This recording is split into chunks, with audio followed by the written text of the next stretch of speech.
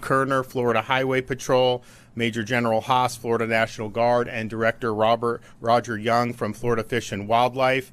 Hurricane Milton is expected to make landfall on the west coast of Florida as soon as Wednesday evening. The storm has moved a little slower than projected, but remember, don't get wedded to the cone. There will be impacts far outside the cone, and these cones can shift. And so there's not an approximation that you can hang your hat on about where this storm is actually going to make landfall. All folks on the west coast of the Florida Peninsula should be prepared for potential major impacts. We have made a pre-landfall declaration request from FEMA for support, and the federal government has approved a portion of our request for pre-landfall items, and we expect the remaining parts of our request subsequent to landfall for debris and individual assistance once the storm hits will also be approved. We currently have 51 counties under a state of emergency.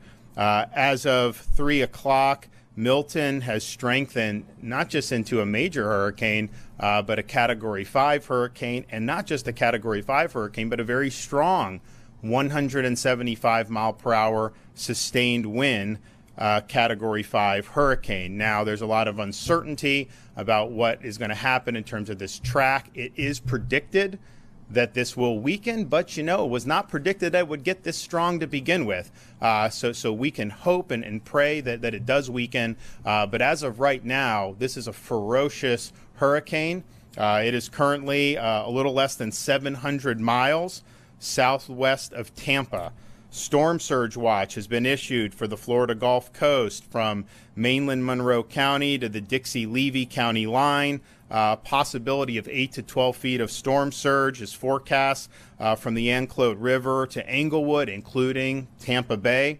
5 to 10 foot peak storm surge is forecast from Yankeetown southward to the Anclote River and from Englewood southward to Bonita Beach, including Charlotte Harbor. And those numbers can change, and they can go up in certain areas depending on how the storm ultimately approaches the Florida Peninsula. Hurricane watches have been issued for portions of west central Florida and the Nature Coast. Tropical storm watches extend further south and north through southwest Florida and the Keys and along northern Florida. The Florida Division of Emergency Management is actively addressing storm-related resource requests. They're currently in the process of fulfilling 850 missions.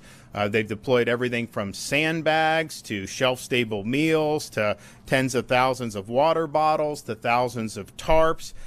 We've already sent truckloads of food and water to Central Florida in preparation for points of distribution site subsequent to the storm hitting. We're also coordinating the deployment of more than 2,000 feet of flood protection systems and prioritizing critical infrastructure like hospitals, wastewater treatment facilities, and electrical infrastructure. We have generators deployed to support special needs sheltering. We also have Starlinks deployed in areas that have asked for that. More than 200 ambulances and more than 30 paratransits are in Central Florida, ready to support first responder operations as appropriate.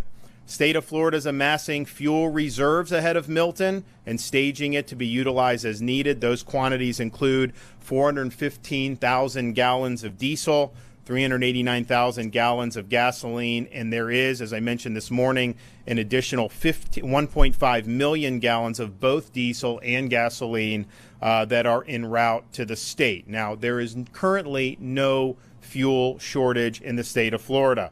Fuel continues to arrive at Florida ports. However, there are long lines at some gas stations, and because you've had a run on gas, there have been gas stations that have run out of fuel, but they are being resupplied with the fuel. So we're going to continue to ensure that we have fuel coming, but they're still coming with the ports. We have some coming on the ground, so people can go. You may be in a line, but if your gas station runs out, there's going to be more fuel on the way.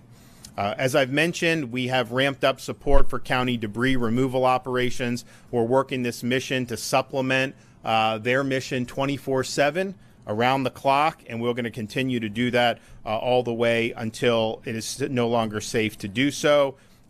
Please local officials, these vendors, there's been vendors that they don't necessarily do, and then when there's some sunlight and people see they're not doing, then they start to work really hard.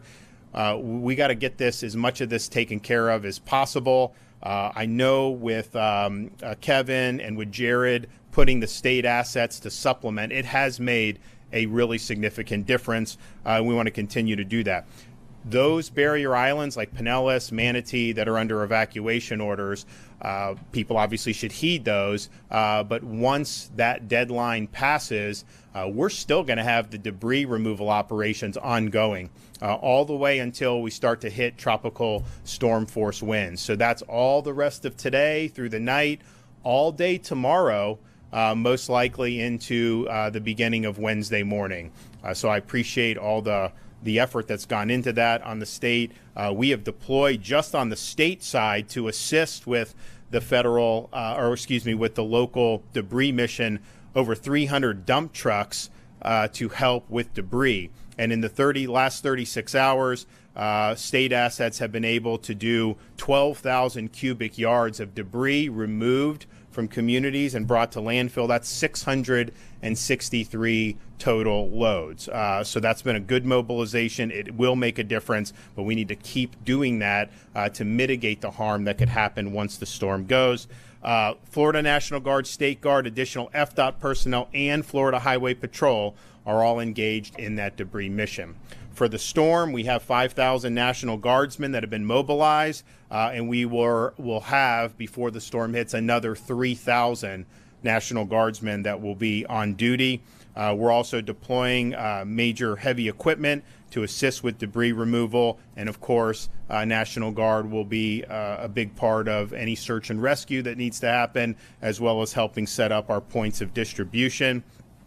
These debris and landfill sites are open, not just from state assets or from the local debris contractors, but for private individuals and citizens. And so if you've got a pickup truck, you can load debris up. We want you to go and do that. I know we've had issues with those sites being closed when they should be open 24. We've opened them when we've seen that, but let's keep this going until it's no longer safe to do so. We're also coordinating the evacuation of pets from Pinellas, Manatee, and DeSoto counties to Walton County's temporary emergency animal shelter. Obviously, we expect Floridians to take care of their own pets, but you've got some of these pets that are in shelters, and we don't want to see them abandoned in areas that are very, very dangerous. We're also delivering a 2,500-gallon water tanker to Suwannee County Animal Control and coordinating veterinary assistance post-landfall for Hillsborough County. So the linemen that are being pre-staged, as is our practice in Florida, we will have over 30,000 linemen. Many are still en route. Some of them are coming from as far away as California. You still have ongoing major power restoration missions in states like Georgia and North Carolina. That has taken a lot of resources, but all of our companies are committed to utilizing mutual aid. And so you're going to end up having over 30,000, which is a massive number of folks to be staged. And of course, we're anticipating significant power outages. And so it's important that we do that. We have hundreds of state search and rescue personnel embedded in potential impact sites along the West Coast to begin immediate rescue operations as soon as the storm passes. We've established a temporary base camp at Tropicana Field in St. Petersburg to support ongoing operations, not just with the current debris mission, but also post-landfall first responder missions. So you should have a plan, and you should be executing your plan, particularly if you're on the west coast of the Florida Peninsula. These evacuation orders have gone out in many of those places. I know more will be coming in areas that have not yet done that. Now's the time to do it. Storm's not going to hit today. Storm's not going to hit tomorrow. We may start to see some bad weather sometime on Wednesday morning, and then obviously we're anticipating sometime Wednesday evening for the storm to make landfall. So please, you do have time to get out, so please do it. Please execute that plan now at this point if you are in one of those danger zones. Gas, I know a lot of people have been filling up their tanks. You have seen some lines in places. I mentioned the fuel. Massive amounts of fuel are being brought in, but make sure you don't want to get caught on an interstate if you don't have gas in your tank. That's not going to be good, especially when so many people are using that. Some people may not know their evacuation zone. If you want to know your evacuation zone, go to floridadisaster.org/know to determine if you were in an evacuation zone. Obviously, a lot of people in the Suncoast part of Florida just went through Hurricane Helene. We saw a lot of storm surge, so I think most people have a good sense of that, but maybe not everybody knows that. So floridadisaster.org/know. Again, keep your eyes out, keep your ears out for any of these evacuations. I know a lot of the counties have already issued that. I think you're going to continue to see some more evacuations. Already we have Charlotte, Citrus, Hernando, Hillsborough, Lee, Manatee, Pasco, and Pinellas that have issued mandatory evacuations for some of their zones. As I mentioned this morning, tolls in West and Central Florida and Alligator Alley are suspended, and they will continue to be suspended until it's no longer necessary. Florida Department of Transportation is opening roadway shoulders as necessary to facilitate evacuation and ease congestion on I-4 and I-75. So the shoulder is completely open all the way until I guess it's in SR 417 in Central Florida from Tampa on I-4. That shoulder's open. The shoulder started to be open from the north on 75, I-10 working south. It should be completely open within the next hour. And so those are two roads that can typically have traffic anyways. Right now, the usage on I-75 is about 90% more than what would typically be happening right now. So FDOT will have that shoulder open. That does help to ease congestion and keep it moving as best you can, but just be prepared that there are a lot of people on the roads right now. You got time. It's not as if you have a delay, it's not as if the storm's going to come tonight, but FDOT is doing what they can to ameliorate that and to be able to keep things moving as best as possible. Visit Florida has emergency accommodation modules on Expedia, Priceline, and Booking.com for those evacuating. These modules will continue to provide real-time hotel availability and lodging resources. We're working with the Florida Restaurant and Lodging Association to continue to, as is standard in these emergencies, encourage hotels to reduce prices. Floridians who are evacuating because of the storm, they typically will offer a distress rate. I know a lot of the properties have already published that. Rosen Properties, Red Roof Inns, Alofts, La Quintas, Motel 6, Best Western, Holiday Inn. And you'll get a better rate, as well as waiving, in most of those cases, any pet fees. So please bring your pets and make sure that you're taking care of your pets when you're going to those establishments. Uber, just like we did in Hurricane Helene, they are finalizing a code for free rides for those who are evacuating to shelters.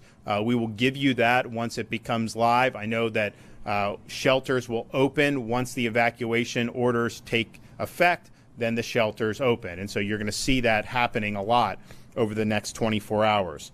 The following counties will close schools beginning tomorrow, Tuesday, October 8th. Charlotte, Citrus, Collier, DeSoto, Glades, Hardy, Hendry, Hernando, Hillsborough, Indian River, Lee, Manatee, Okeechobee, Pasco, Pinellas, Polk, Sarasota, and Volusia.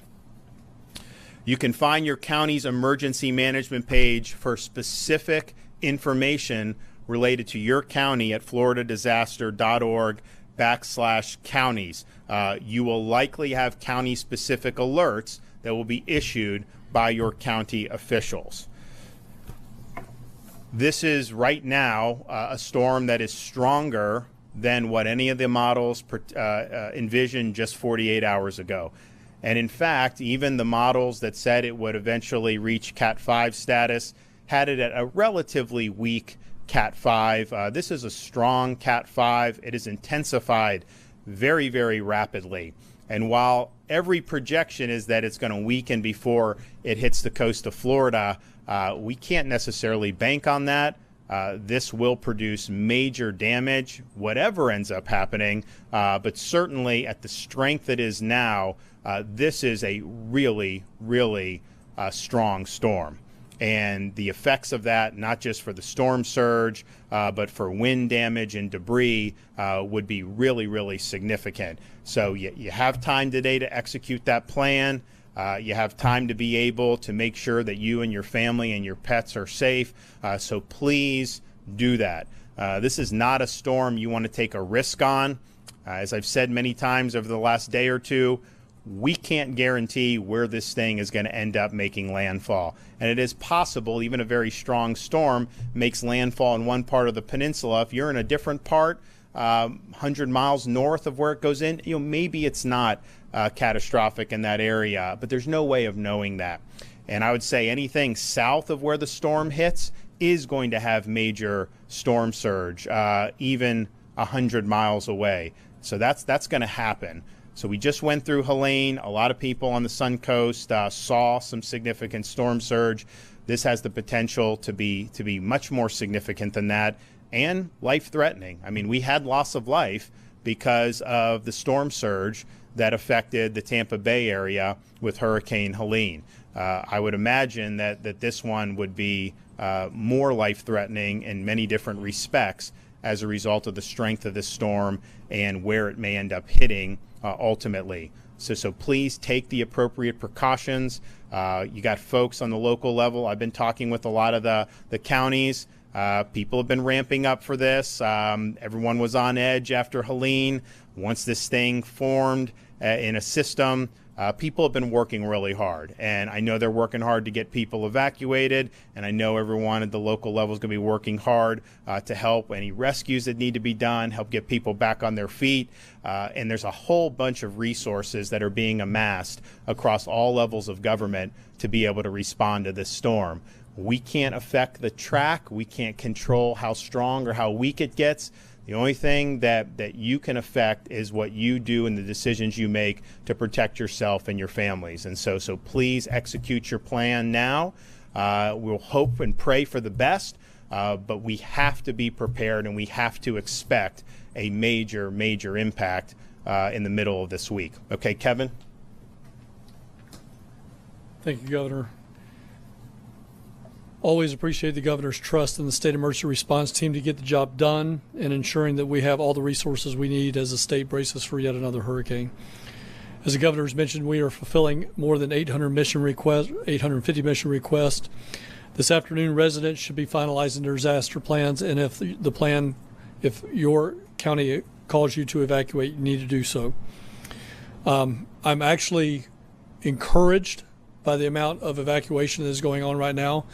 Because what's happening right now, these are individuals that are either going to friends, family, or they have the necessary means to do something, and they're doing it well in advance of landfall in a very orderly fashion. They know that the traffic's going to be there. So, again, this is actually a good sign that people are starting to get out of harm's way. People now will then start going to the shelters that are opened up at the local level. Please don't forget your pets, as the governor has said. Make sure that you have make sure you have supplies for your children, senior citizens, and people with access and functional needs in your home. If you have a person with access and functional needs in your home, you should have registered with the Florida Special Needs Registry at floridadisaster.org/SNR to provide that information to local first responders ahead of potential storm impacts. Those who live in the evacuation zone and depend on medication or electricity to use medical devices, please listen and evacuate now. If you lose power, there will be no way for you to use your medical devices. Storm surge values have gone up from this morning from 10 feet to now 8 to 12 feet. We had the visual this morning for those that weren't with us. We put that on the side wall over here of 5 feet, 10 feet, and then, of course, the roof is at 10 feet, 8 inches. So, again, 2 feet above that is what we may experience. Several counties have already called for the mandatory evacuations, and I urge you to heed those warnings. I know I keep saying it, but this is very important. If you live in a condo or a high-rise, you must evacuate. Please evacuate out and not up. If you evacuate up, you need to make sure that you have the ability to get up and down the stairs. The elevators will not be working. Visit floridadisaster.org/know and type in your address to determine if you live in an evacuation zone 24 hours from now will be too late. As long as your gas tank or electric vehicle is halfway full or halfway charged, you should be able to evacuate tens of miles further inland to a safe location and away from the storm surge. The state has fuel and electric vehicle chargers pre-staged along the evacuation routes to support the evacuations if needed. If you are in an evacuation zone and need evacuation assistance, again, if you're in an evacuation zone and you need evacuation assistance, please call 800-729-3413. That's 800-729-3413. We do have buses running that will come in and supplement county and city pickups. The state has activated the State Assistance Information Line. Residents needing information and resources. Again, this is an information line. It is not I need help line. So if you need information, you can call 1-800-342-3557. That's 1-800-342-3557. And again, we can service individuals in English, Spanish, and Haitian Creole. Additional preparedness resources and state updates are on Hurricane Milton can be found by visiting floridadisaster.org/updates. Please make sure for all of the latest information, you're following us on X and Instagram at FLSERT, that's at Florida CERT, and Facebook at FDEM. We're sharing all of those updates in real time, and we have a staff that's doing nothing but working social media. Residents should also have multiple ways to receive weather alerts, and always follow the warnings of your local officials. Connect with your local county emergency management by visiting floridadisaster.org/county. And thank you again, Governor, for your commitment to the residents of the state of Florida and the State Emergency Response Team. Okay. Jaron, you have an update? Thank you, Governor, and good afternoon. We continue our debris removal efforts as directed by the Governor. This has been a remarkable partnership between all of the responding state agencies, the Florida National Guard, the State Guard, FDOT, FDEM, the Florida Department of Agriculture. We're really proud of the progress we've made thus far. You heard the Governor. We've already removed over 12,000 cubic yards of debris in just 36 hours. That's 663 loads. We have over 300 dump trucks in circulation. Right now, we have made this a primary mission in getting ready for the impact of Hurricane Milton, and we're going to continue those efforts until it's no longer safe to do so. We have state employees out there working right now that live within the cone of where this storm is going to hit. They're removing debris for our local communities. We encourage all of our local governments, all of our local municipalities, please marshal every resource available to join with us in removing this debris before Hurricane Milton hits. Debris contractors, debris vendors, we've heard things about showing up here, not showing up there. We're encouraging you, we're asking you, please bring your resources that are available to the area to remove debris before Hurricane Milton makes impact. We have begun suspending construction on all of our construction projects within the 51 counties that are potentially impacted. We've removed all planned lane closures as part of those construction projects. We have been coordinating with our construction contractor industry here in the state of Florida. They stand prepared and ready to bring resources to the table to respond to the aftermath of Hurricane Milton. As of 10:30 this morning, we have suspended tolls in Central Florida, West Florida, and Alligator Alley to help facilitate those that are evacuating. We've also, since noon today, we've seen people are starting to leave and evacuate. That is a very good thing. Traffic is continuing to increase. Congestion is increasing. We began implementing what's known as emergency shoulder use at noon today. The shoulder is already open on I-4, as you heard from the Governor, from Tampa Bay all the way up to State Road 417 in Central Florida. We're currently opening the shoulder for use on I-75. We started at I-10 in Columbia County. We're working our way south. It will be open within the hour from Tampa Bay, just north of where I-75 and I-4 meet, all the way to I-10 in Columbia County. We have increased the frequency of our Road Ranger Service Patrol. We also activated pre-event contracts for motorist aid. Also, if vehicles stall out, run out of gas, whatever, we need to get those out of the travelway as quickly as possible. Minor incidents, clear the travelways so people can continue to evacuate. Our Road Ranger Service Patrol do provide air, tire changing services, small amounts of fuel, and so our goal is to bring every resource we have to keep traffic moving and help people evacuate efficiently. There have been discussions rumors about something called contraflow. We do not reverse the flow of traffic on our interstates in the state of Florida. This is very important to understand. We need that interstate system for emergency responders, for staging of assets and resources, for residents to continue to move around. You've heard how evacuations happen here. It's get out of the storm surge area, get to a place of safety. We need access to remain for all of our facilities. We use what's known as emergency shoulder use. We used it during Hurricane Irma. We used it during Hurricane Ian. It worked very well. There will be several hours of congestion. Traffic is going to be bad while people evacuate, but this method works, and we're going to continue facilitating those evacuations as people get to safety. There's been a lot of rain. The ground is saturated right now with the forecast. This storm is forecast to be a hurricane all the way across the peninsula. We expect it to be a very large vegetative debris event. We're staging our resources and our assets for cut and toss and roadway clearing. This is going to be one of our primary missions after the impact of the storm, so that the search and rescue life safety mission can go unimpeded. Also, with our coastal facilities, with bridges, low-lying roads in coastal areas, also bridges and low-lying roads on rivers, streams, creeks, inland. We're going to be paying very close attention to those. We have our bridge inspectors already staged. We're going to have our damage assessment teams out there as soon as the storm passes through. We will assess damage as quickly as possible and begin to effect emergency temporary repairs immediately after the storm passes through so that people can move around. We've staged over 1,000 generators, nearly 70 pumps to respond to this storm, and we are ready to go. We've been in very close coordination with our seaports and airports, specifically with Port Tampa Bay, which is a very important port with regards to fuel. They've continued to receive shipments of fuel. The fuel terminals have continued operating, and getting that port back open as quickly as possible after the storm passes through is definitely going to be a priority. Our 2,000 FDOT team members are committed. They've been activated since Hurricane Helene. They're going to remain activated through Milton, and they are going to be here 24/7 to support our communities and respond to this event. Really appreciate the partnership with the Division of Emergency Management, all of our state partners, and also Florida Highway Patrol, who has been an integral part of getting the shoulders open for hurricane evacuations. For real-time traffic info, FL511.com is the place to go. That is the most accurate, up-to-date information for traffic, FL511.com. Again, thank you, Governor, for your leadership. Dave.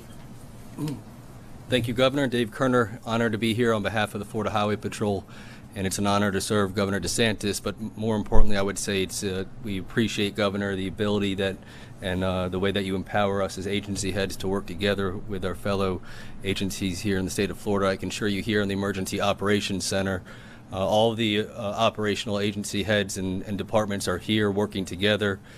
We work day in and day out together during regular times, and we work even more closely here in the EOC to make sure that we keep everyone in Florida safe. I'm going to give a brief overview of how the Florida Highway Patrol is fully activated and fully engaged. All nearly 2,000 state troopers are playing some important role in the evacuation process and also the debris removal. I can tell you that we've worked very diligently with the Department of Transportation on debris removal, particularly in Pinellas County. The governor mentioned earlier a scenario where one of the dump sites wasn't open during the evening or early morning hours, and unfortunately we had to break into that facility and open it up. And I would say to local governments that we have to have your cooperation, your continued cooperation in running a 24/7 debris removal and emergency operation here in the state of Florida in those affected areas. The ability for not just DOT contractors and DOT trucks to remove bulk debris, but also for our fellow citizens and residents, for them to be able to remove debris that is in front of their homes or businesses, is a very important part of this operation, and it's an important public service. And I can promise you that if you're in a potentially affected area, there is going to be state troopers at those sites making sure that you can get into these facilities as quickly as possible, get out and return on your way, whether you're evacuating or you're staying in your home. We have 74 quick response troopers that have pre-staged in Orlando. They are going to be embedded into the affected areas as the storm hits or just prior to assist the state, the National Guard and the State Guard in rescue operations. We are working diligently with the Department of Transportation to make sure that the emergency shoulder use operation goes without any issue.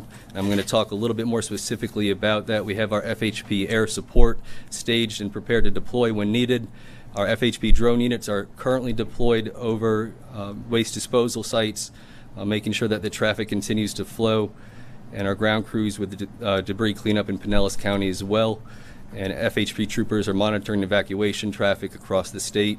I want to just hit 3 brief points before my time here is over. We are on scene at debris removal sites for the projected areas that are going to be impacted. I've talked about this just a couple moments ago, but it's important to highlight that we are also engaged not just in moving those DOT trucks around, but you're also going to see state troopers moving and escorting fuel trucks around as well.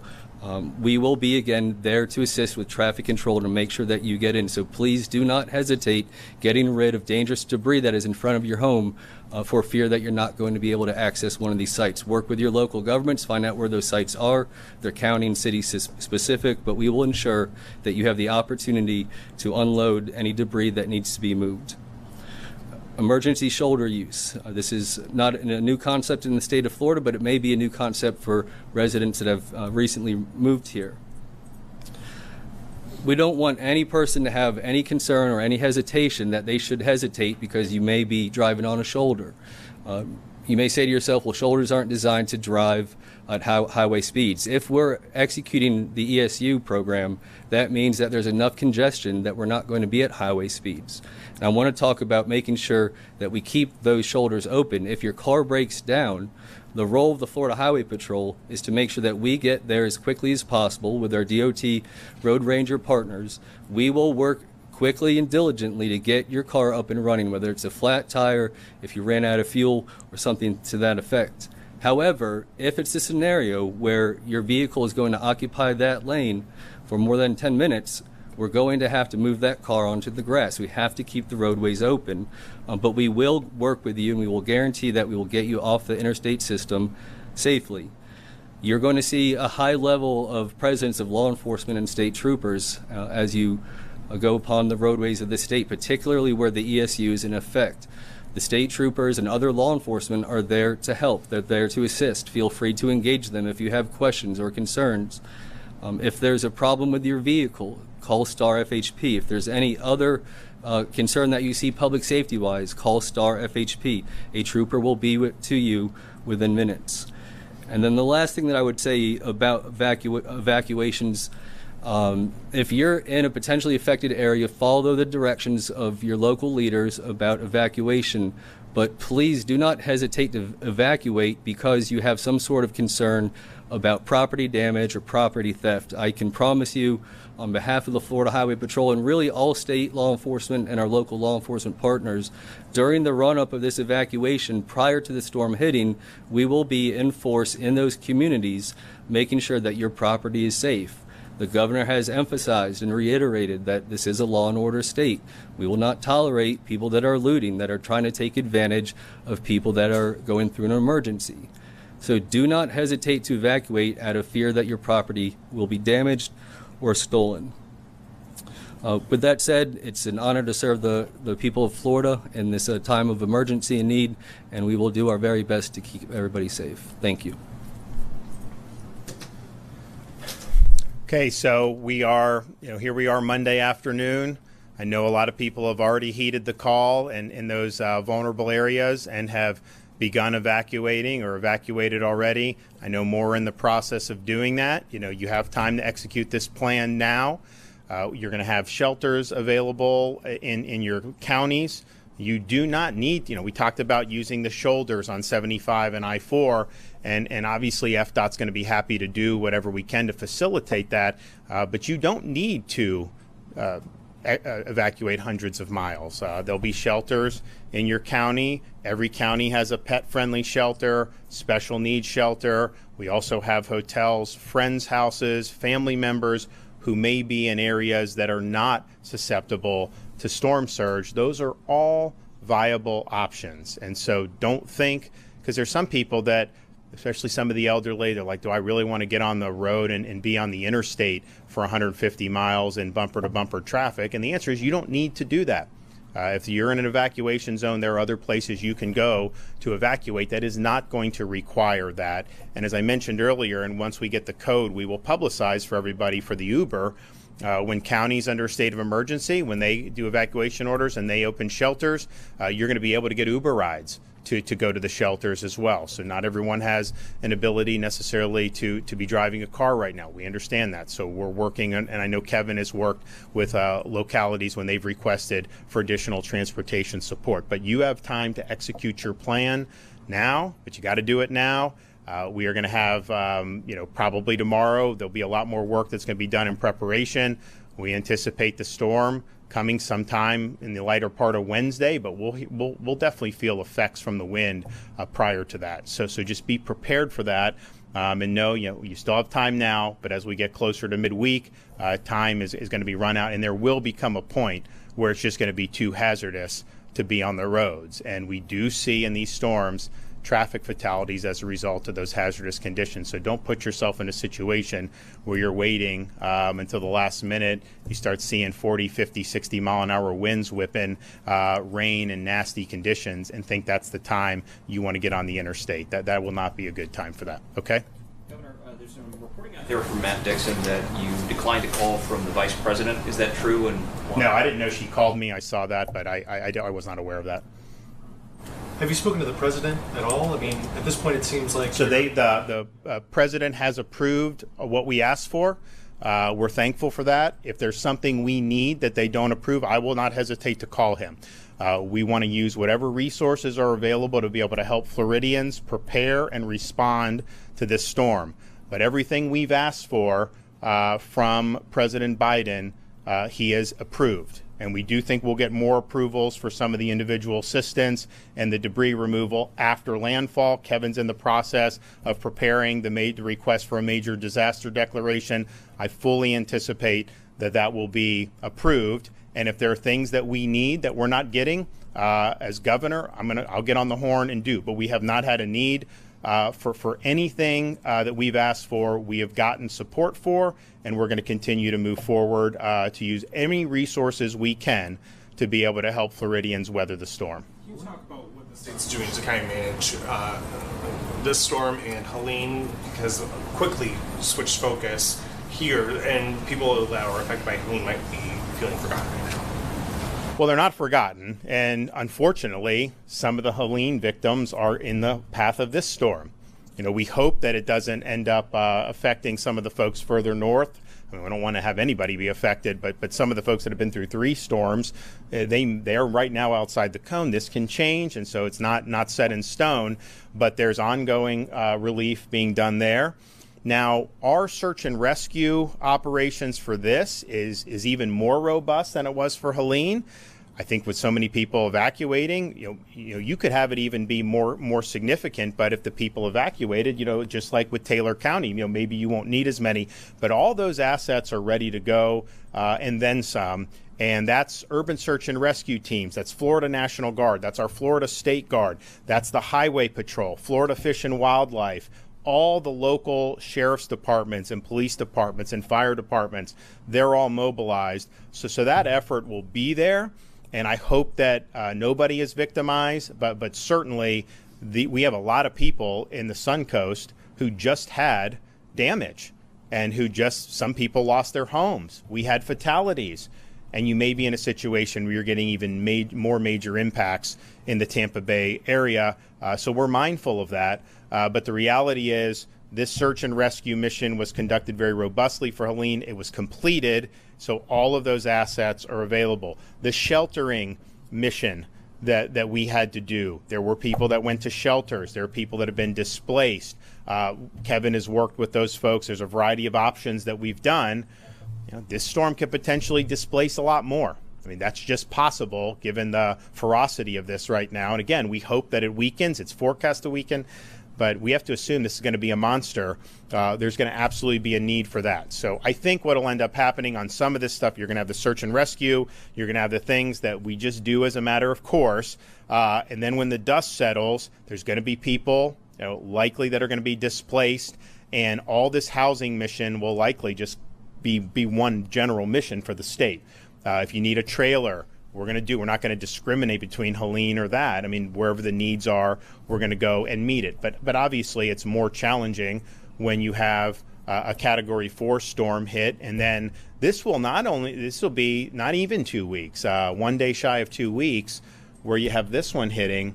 That's a really, really significant thing. And it's happened before in Florida. 2004 season was very crazy. And there are some similarities to that. But the reality is we're just using whatever we need to do. We're going to put the resources on. But there are more, I think, Kevin, there are going to be more staged for this than were for Helene. And Helene was a really robust response.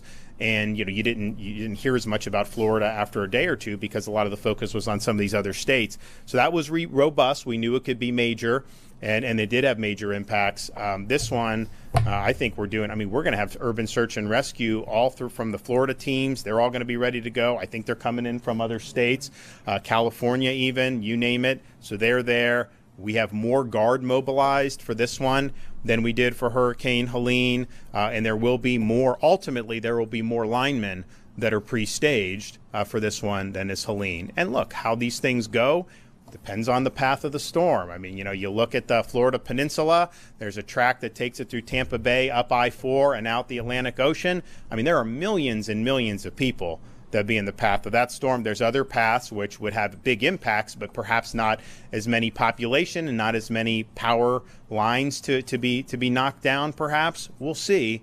But there's a lot of resources that are being brought to bear. I don't know if you remember during Ian, there was a hospital in Fort Charlotte that sustained a lot of damage, and it had patients, and I think they had to do search and rescue like the minute that they could to get the critical patients out. I don't know if there's been any changes to this hospital in Fort Charlotte in particular, which is right in the crosshairs of the storm, and other hospitals in terms of getting local evacuations and getting patients. Kevin, you want to address that specifically, but I know there's a major effort on the healthcare facilities that has been ongoing, and it will not be limited to that. Thank you, Governor Irek. We have numerous hospital facilities evacuating right now. I don't want to say this is the largest. I'll say it's the largest since I've been here in 2018 for Hurricane Michael and beyond, when I was the State Emergency Response Team Chief and moved into the directorship. But this is right now ongoing. Hospitals, ALFs, and nursing homes have certainly heeded the warnings that have been put out. And we are in the middle of there's 500 to 600 ambulances that are in active evacuation right now of medical facilities in the greater Tampa Bay region. We have requested even more rescue and ambulance units from FEMA. They have them staged up in the southeast United States, probably in the Atlanta, Georgia area. We are using buses for those that are, and I always get this backwards, ambulatory versus non-ambulatory, but if they can sit in the bus seat, we're getting travel buses and things like that. So we've got everything. It is literally all available resources to transport individuals in and out of the facilities, and we're taking them to their, each and every ALF and nursing home is required to have, and hospitals are required to have what we call a comprehensive emergency management plan that says they're going to move their patients from here to here. So what we're doing is we're helping supplement that plan by actually helping provide the transportation to get them there. But hundreds, nearly 600 ambulances and other vehicles are involved in that right now. You have talked about this being a ferocious storm and potential major damage. Given there are a lot of people who view the track that it's on as a, quote, sort of a worst case scenario for the Tampa Bay area, Citizens has a great deal of exposure in that area, like over $50 billion.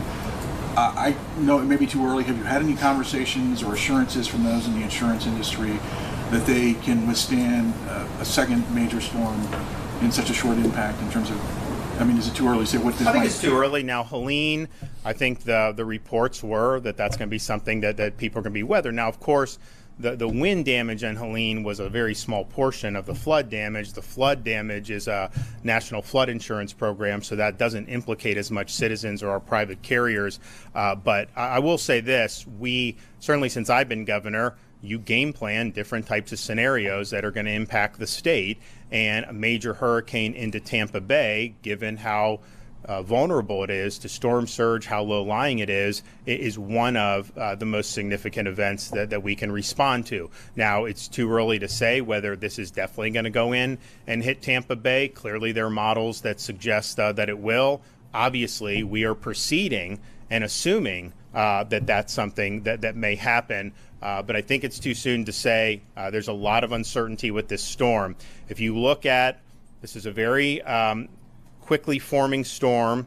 It formed, and then they said, well, it's going to potentially be a hurricane, and it became a hurricane very quickly, tropical storm very quickly, hurricane very quickly. It was predicted to strengthen, but not to the level of 175 mile an hour sustained winds. I mean, that is it's a rapid strengthening. But then if you look at the cone, go back 36 hours ago, the storm has actually gone underneath where the cone was. It's basically bordering the Yucatan Peninsula. The initial cone had it being to where it would have been off that coast by a decent amount. So I think that there's just a lot of uncertainty. But from a protection of life perspective, the evacuation orders that have gone out in those vulnerable areas by the local governments and emergency management have been the right decisions to do. Seems every indication that our residents are really heeding the advice of that and recognizing that this could potentially be a major impact. And then the response and the assets that have been marshaled are being marshaled commensurate to the threat that it poses to the state, but particularly to that region. A White House spokesperson said that you turned down calls from both Biden and Harris. Are you saying you're not aware of that? And if so, how are you not aware of that? So Biden called me a couple days ago with Helene when I was on the helicopter. I didn't have any issues. They had helped us with what we've done. I'm not aware that he's tried to call since then. Certainly hasn't called my phone, so I don't know quite where they're getting that information. At the same time, we got the approvals that we need. If there's something else that we need, I'll hop on the phone very quickly, whether that's the FEMA administrator or the president, and we will press the case to be able to get approvals for what we need in Florida. But we have gotten approvals for everything that we've asked for. Code in this area? As far as Harris and Gov. I didn't know that she had called, so I'm not sure who they called. They didn't call me, and their characterization of it was something that they did. It wasn't anything that anybody in my office did in terms of saying that it was political. Given the severity of the storm, since I did want to ask you about politics right now in terms of should I don't really want to answer questions about it. This is not a time for politics. No, excuse me, Gary. You and your publication will twist anything that's done to try to make a political agenda. That's what you do. That's how you get your clicks. I understand that. I understand that's the business model. Well, but I don't want to talk about politics because, but I have a feeling that however you do, you guys will find a way to frame it. That's just your shtick. I get it. It's fine. But I don't want to participate in it. We have had to respond to a Category 4 hurricane. We've had to prepare and now respond to something that may hit as a major hurricane, may be Category 4, may even be bigger than that. We hope that it does. But that should be the focus. And I think some of these questions are trying to create some type of political angle where there's just none there. What we've asked for has been approved. You're not seeing me out there carping or complaining about anything. We have gotten what we need from the feds. We have been working constructively with all the local communities. We have marshaled an incredible amount of resources in the state of Florida to be able to get the job done. And that's just what we're going to continue to do. That's what we've always done when it comes to these types of situations. Regarding the building code in this area, these homes are rated for 140 or 150 mile an hour winds. Obviously, this is far exceeding that. Do you have any concern that these homes are not going to be able to withstand this type of storm? Anyone that would say they don't have concerns about 170 mile per hour, 775 mile per hour hurricane doesn't know much about major hurricanes. The fact is the most powerful that's ever hit Florida was in the 1930s. The Labor Day hurricane was 185 miles per hour. I don't even think Andrew quite reached 175 when it made landfall. I think it was about 173. Now that was a much smaller storm than potentially this will be. We'll see. There's a lot of runway left for this. All the models say it's going to weaken, but what I would just tell the Floridians is, that type of power is really, really significant. And so if people are telling you to evacuate, then you should evacuate. If you have a home that is older. Certainly if you're in a mobile home, I would imagine those are going to be evacuated anyways. But there's going to be certain structures that will not be able to withstand if it comes in at that level. Now, that's not what the forecast is calling for, but the forecast never called for it to get this strong to begin with. So I would just tell people, kind of your homes and how they're rated. Most of them would be able to handle any new construction, would be able to handle most likely a Category 4 storm and that 140, 150. As you start getting above that, it just becomes really, really powerful. And there's just no telling how that will end up. Hurricane Michael was not quite that powerful. I think it was 160 miles. The newer construction tended to do okay. Older construction, some of that just got wiped off the map, just totally gone. So this is a really, really powerful storm right now. We're going to continue to monitor it. We'll see how it does overnight. We'll see how it progresses tomorrow. I think the forecast, I still think there's a lot of uncertainty with this. But what is certain is we are going to get major impacts. Like that will happen one way or another. The precise way it enters the state, what type of surge, all this other stuff, that remains to be seen. But it is going to be a really significant event. Looking at the building code map, it looks pretty outdated, frankly. Is that something that you would consider, or you think? What do you mean by outdated? Well, you've had multiple Category 3 storms hit the Big Bend. Homes that are rated for 120, 115. Looking at the Panhandle, 140 miles an hour. This area, it just looks kind of outdated. Well, I think if you look at the Big Bend, I know I've spoken with some folks about some of that, about some of the construction.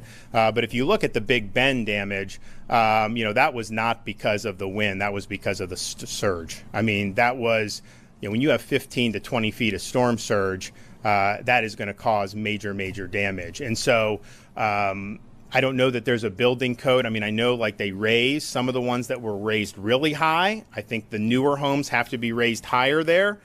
And they had kind of the concrete piling. The surge hit it, and the homes. The wooden that were a little lower totally wiped it out because of the surge. Do you want to address anything on that? Thank you, sir. I think one of the things to the heart of your question is the Florida Building Code is the toughest building code, to my knowledge, in the United States. And it has performed admirably ever since it started going into effect under the Bush administration and moving forward. 2004, and even just recently, this year, there were updates to the Florida Building Code underneath the DeSantis administration. So the Florida Building Code continues to lead the way. And I'm sure that the governor and the legislature will continue to lead the way in that building code. But again, to the governor's point, where we see people that are built to the Florida Building Code, typically after 2004 or later, and they have that resilience. Again, in Horseshoe Beach, in Deacle Beach, in Steenhatchee, where we saw the circular pillars, reinforced concrete, 20 feet in the air. That stuff, and again, the sheriff was telling us, Sheriff Padgett said the new code is 20 feet in the air.